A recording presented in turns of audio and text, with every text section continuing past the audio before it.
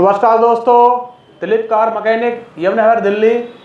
तो आज आपको दिखाने वाले हैं स्विफ्ट डीजल का EGR किस तरीके से क्लीन करा जाता है और किस तरीके से तैयार करा जाता है। तो बने रहे वीडियो पर।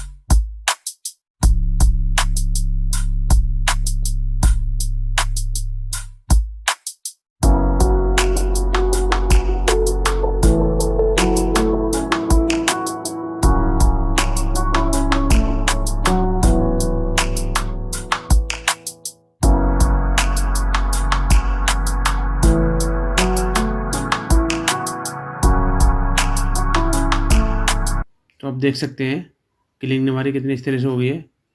एक एक पार्ट चमक गया है, देख सकते हैं आप। देखो कोई पार्ट उठा के देखो, सारे एकदम क्लीन मिलेंगे आपको। देख सकते हैं आप, देखिए ये देखो। तो अब करेंगे फिट, दिखाते हैं आपको करते हुए।